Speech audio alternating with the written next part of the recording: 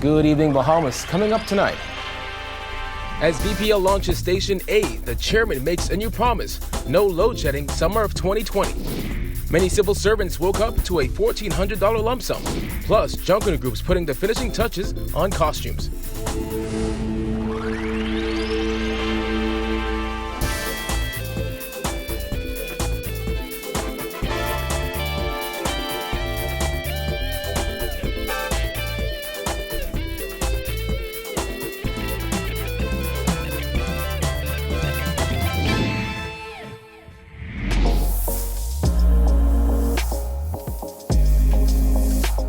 Our News is brought to you by Alive.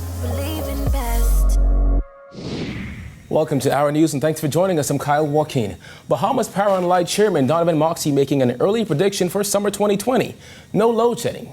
He made the announcement during the launch of Station A, which comprises brand new engines expected to bring relief to BPL customers. For the first time in many years, Bahamas Power and Light will have more than enough power to meet the peak summer demand, according to BPL Chairman Donovan Moxey. It's a promise consumers have heard year after year in the lead up to summer. However, during the launch of Station A at Clifton Pier today, the BPL chairman made this bold prediction for summer 2020. So come this summer, when peak demand is at 260 megawatts, we will have over 300 megawatts of available power. There will be an end to load shedding. Government officials flipped the switch on the new $95 million Wärtsilä plant today, which Moxey said will allow BPL to be more environment-friendly and finally get rid of older engines that have long run their course. For Prime Minister Dr. HUBERT MINNIS, it is the beginning of a new era. We chose to act. We chose to do the difficult things to ensure the problem would be fixed and fixed permanently. Station A is a major part of this reform and the eventual lowering of costs for families, homes, businesses, and potential new investors from both home and abroad. For years, governments have spent millions upon millions on rental generators. This past summer has been considered the worst for the power company due to frequent power outages, hours at a time. MINNIS used the opportunity to throw shots at the previous Christie administration, which he accused of refusing to tackle the company in crisis. The terrible neglect, pandering, and indecision by the previous government compound the problems at BPL. There was no strategy for the future. There were no comprehensive investments in new equipment and infrastructure. Instead, they wastefully spent millions of dollars renting the generators you see just in the yard next door. The Prime Minister led officials on a tour of the plant. Now, while all 7 engines aren't up and running now, officials insist they have been tested and can all run at the same time on BPL's grid. As for the expected increase in electricity bills in March 2020, Moxey said that's only temporary, as bills are eventually expected to drastically decrease because of the new plant. These 7 new Wärtsilä state-of-the-art engines will generate 130 megawatts of power and provide consistent, reliable power to the grid, while minimizing our overall carbon footprint. Thanks to their versatility and ability to burn less expensive fuels, costs for our customers will go down as fuel savings expand. Many public sector workers woke up to a little gift from government this morning, a $1,400 lump sum payment. There was some confusion over which government employees would get it and who would not, while the Prime Minister sought to clarify today. I've spoken multiple times of who we're going to get the payout: nurses, doctors, immigration, defense force, police force, and I think detention overseers. And that remains firm. There was also a bit of confusion about junior doctors who, up to this afternoon, had not received the lump sum payment. Those doctors have butt heads with government repeatedly this year over numerous issues. However, MINNIS insisted junior doctors were among those receiving the payment. I don't know exactly how they did the distribution, right? Clarified which ones were getting it, and that was done. Okay? Can we say if junior doctors were getting it? No. Yes, they did. Progressive Liberal Party leader Philip Davis says it was an act of political interference for Prime Minister Dr. HUBERT MINNIS to ask the Commissioner of Police to question a man regarding alleged corruption. Davis insisted it is inappropriate for the Prime Minister to be engaging unless he is making a complaint that he wants the Commissioner to investigate. On Wednesday, MINNIS said he called Commissioner of Police Anthony Ferguson and asked him to question a man who alleged corruption in relation to disaster relief efforts on Abaco. However, Davis said MINNIS should know his role. During a town meeting on Monday night, Ian Goodfellow, who volunteers with 25 United Disaster Relief, alleged corruption with relation to rebuilding a school in Cooperstown, Abaco, which was impacted by Hurricane Dorian in September. The police chief has confirmed that police are looking into the matter. Goodfellow said police interviewed him over the phone on Wednesday because he was out of town. Pine Ridge MP Frederick McAlpine says he's sticking with the Free National Movement and has no intention of forming a new opposition. He also had some choice words for F&M Chairman Carl Culmer. Jared Hicks has more. But I say to the chairman, the time you take to ask what I'm going to do, he should be concerned himself as to why there was such a small turnout to support the Prime Minister in the vote of no confidence. McAlpine's comments come a week after fellow dissident Golden Isles MP Vaughn Miller resigned from the Free National Movement, becoming an independent and the second F&M MP to do so. F&M Chairman Carl Culmer then told media that McAlpine needs to decide where he stands within the party, adding that there is a way to air your disagreements. He says he has a problem with McAlpine coming in the party and blasting it. McAlpine accused Culmer of taunting him and says he's remaining in the party. I'm staying because I helped to build the organization. Like I said many times, there are people sitting in Parliament who didn't even know where the bathroom was in the Free National Movement headquarters. So people who help to build something just don't walk away from it.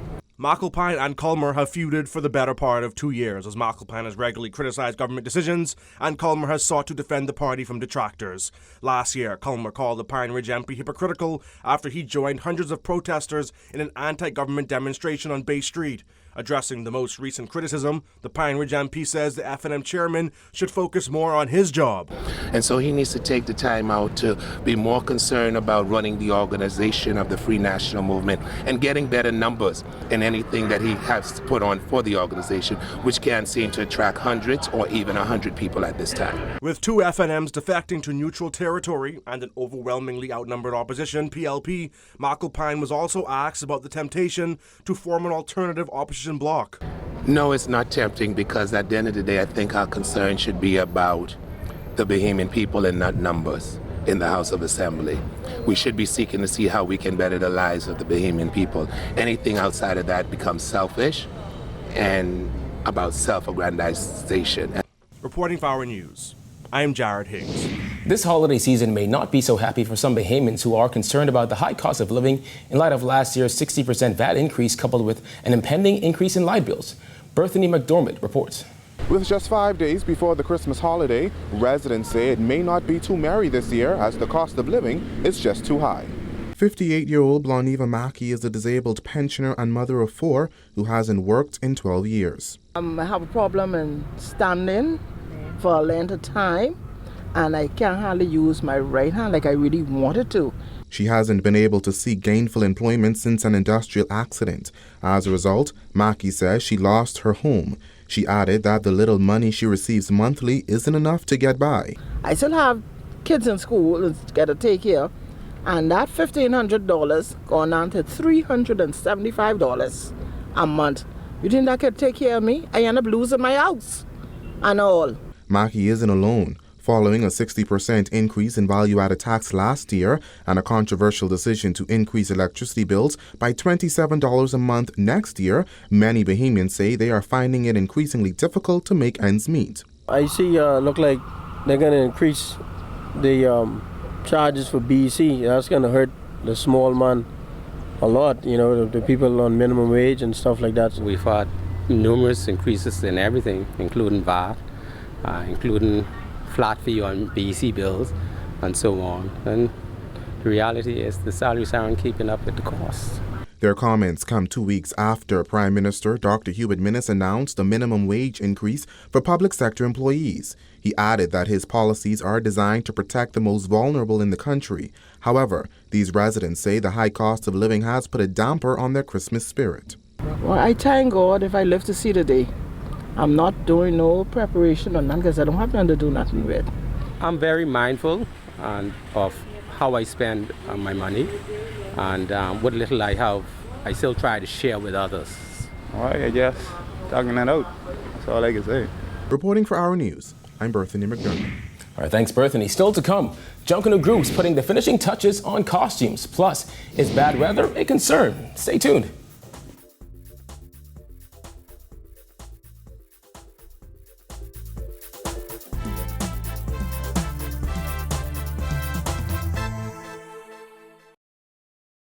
From TV to phone to fast internet, how can we show appreciation for the 25 years you've been with Rev?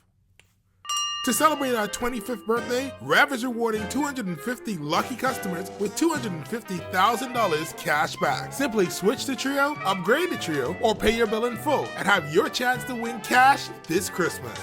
Just call 601-8992 or email us at trio@cablebahamas.com. Rev, you and us together.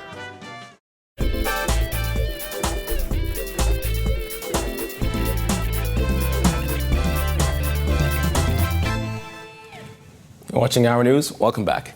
Every Junkanooer knows the A category is where the fiercest competition occurs, and breaking into that group can be hard. Jerome Sawyer continues his Rush to Base series with a visit to the Genesis Shack. Just as the costumes, music, and even the parade continue to evolve, so do the Junkanoo groups. While the two-group rivalry remains between the more established groups in the Valley Boys and Saxons, 5 short years ago, Genesis came onto the Junkanoo scene, first as a B category, then quickly transitioning to an A group. But being a newcomer doesn't come with any special privileges. The group, first as an offshoot of the Saxons, is now established as a known competitor among the big boys of Junkanoo. Junkanoo is therapeutic for a lot of us. There's a lot of discipline involved in the actual production of costuming. You get to express yourself, you get to do things that you would, think about it. Where else can you express yourself at this level artistically in this country? While they may have separate mandates, there's only one goal: get to Bay Street. There's no relevance for work. There's no relevance for practically anything else besides getting your costume today. It is nerve-wracking. It is long hours, sleep deprivation, but the excitement is there. That's what fuels us. The adrenaline is there. So more and more as you get closer to that day, the energy that bursts within. Months turn into weeks, then days and hours. And over that time, something special happens. And I'm not talking about the performance. I'm not talking about Bay Street. I'm talking about having the pride and having the desire to sit those long hours pacing strip by strip. You have to have passion for that. You have to have that love to actually want to be in Junkanoo. Junkanoo is not carnival where you come and you pick up a costume and you go. Junkanoo is having pride and taking pride in what is so unique. No one else in the world lays crepe paper on cardboard. Well, members of the other groups are also working around the clock in shacks across New Providence, putting finishing touches on their costume. Giorgio Bain has more. This week's wet weather hasn't put a damper on Junkanooers who are battling it out in their respective shacks in preparation for the Boxing Day and New Year's Day Junkanoo parades. Our first stop was Mason's Addition, home of the Shell Saxon Superstars, where we met Gary Alcinor, a builder for over a decade, hard at work. He said the group is ready to take the #1 spot. We come home ready for these today. And so you would say Saxons is ready to hit? What? Off with the head, yo. In the Category A Group's second shack, just down the street, we met Johnny Lee, who told us the inspiration behind this year's Boxing Day theme. So this year we just decided that, all right, then we can do this, especially like how plenty people can't sit so high in this country. So, and plenty people dying from it, so we're trying to let people prevent that. So we're trying to teach people how to eat and how to fight cancer. Across town in the Valley Boy Shack, group members are putting the finishing touches on their costumes, which promise to take fans on a trip to the Serengeti. The animals of the Serengeti. Serengeti is an area in Africa, the watering hole in Africa. So a lot of the animals migrate there. Some we haven't seen before, some that we know. As you can see, the group is not doing anything traditional with the animals. Like behind me there's an elephant, and if you could see that elephant, it's not traditional color. So you could expect that throughout the entire group, and we're actually preparing and we're ready to go. Though the legendary group is first out the gate on Boxing Day morning, costume builder Durham Smith says the Valley Boys is still the group to beat. Everybody comes to see the Valley Boys, come to beat the Valley Boys. The only competition we usually have is with ourselves. Reporting for Our News, I'm Giorgio Bain.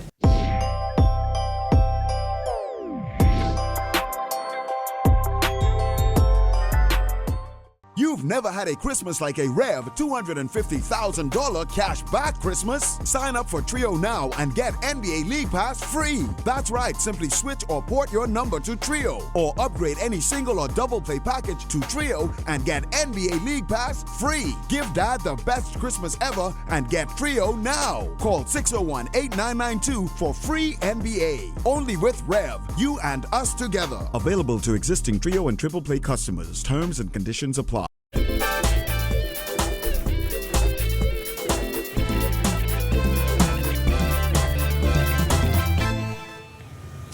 All right, we're just 5 days away from the big dance on Bay Street, but before we get into any of that, we have to find out what kind of weather we're going to have. And joining me in studio is Chief Climate Officer in the Department of Meteorology, Mr. Mike Stubbs. Mr. Stubbs, welcome. Pleasant good evening to you, sir. It's good to be here. All righty, Mr. Stubbs. Now, next Thursday morning, what kind of weather are we going to have? Well, we're looking at the weather to be pretty cooperative in terms of for the Junkanoo activity. I know most persons are pretty much concerned about what they can anticipate in regard to the Junkanoo event, which is a big thing for us here in the Bahamas and also for our visitors. And so certainly, although we are faced with strong winds currently and cloudy conditions, we're going to see this weather subsides by the time we get to Christmas Day, as a matter of fact. And as we see Christmas Day and also going into Boxing Day, we're going to see the wind subsiding at least 10 to 15 knots out of the northeast. So certainly it's going to be pretty good in terms of preparing for the Junkanoo. Also, the chance of rain can be very minimal. In fact, it's going to be less than 30% chance of rain. That's the way the forecast looks currently. Right now. But things can change come next Tuesday, Wednesday. Yeah, things can change because, we're dealing with a dynamic atmospheric conditions, of course. But however, though, we are constantly monitoring the atmosphere to make certain that we provide the best possible information for those persons who are all concerned. So certainly, right now, things are looking pretty good. I checked the weather. I did a 7-day outlook from yesterday, and nothing has changed in regard to the weather for Boxing Day. It's going to be winds going to be really 10 to 15 knots, mostly for the most part. Initially out of the northwest and then turning northeast. And certainly 10 to 15 knots is going to stay within that that sort of range. And so certainly the rain, of course, there'll be very little chance of rain. Will come that particular day, Boxing Day and Christmas Day. All right, lastly, temperature-wise, what kind of... we're looking at temperatures to be, for example, nighttime temperatures to be around about in the upper 60s, maybe 68, thereabout. Daytime temperature could be in the upper 70s. So certainly that's the kind of weather we can anticipate for this Christmas, both Christmas Day and Boxing Day. All right. Yes. All right, Mr. Stubbs, before we go, Valley Saxon.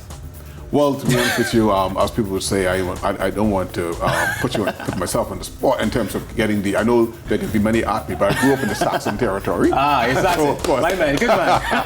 All right, thank you very much, Mr. Stubbs. Yes, sir. Up next, we continue our 12 Days of Christmas series.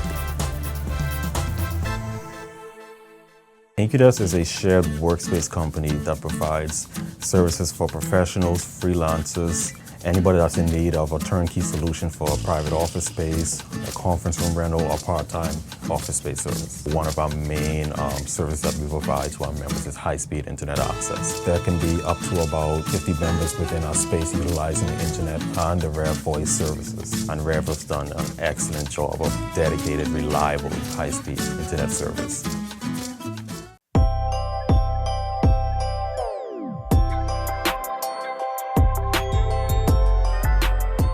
Decking the halls took on a new meaning at the Department of Statistics this month as employees went all out to spruce up their department's doors with holiday-themed decor. The government agency known for crunching numbers now resembled a holiday-themed wonderland where the welcomes are warm. All right. From Santa's workshop to the North Pole to Candy Fairyland and of course the Junkanoo inspired. The themes were wide-ranging. The competition is so fierce, it's hard to believe that it's the first time the Department of Statistics is holding it. But as competition organizer Tia ROLLE tells us, once the idea was brought up, everyone quickly jumped on board. They're very excited. I would tell you at the beginning, they were a little skeptical about coming together and like saying, oh, we're not creative, we don't have the artistic abilities. And we was like, when y'all come together, just go ahead.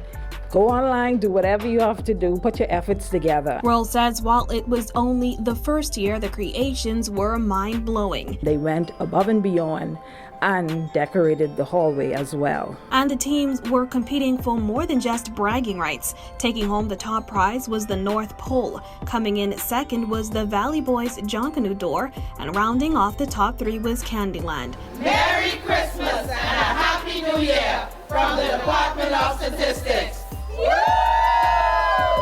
Reporting for Our News, I'm Jasmine Brown.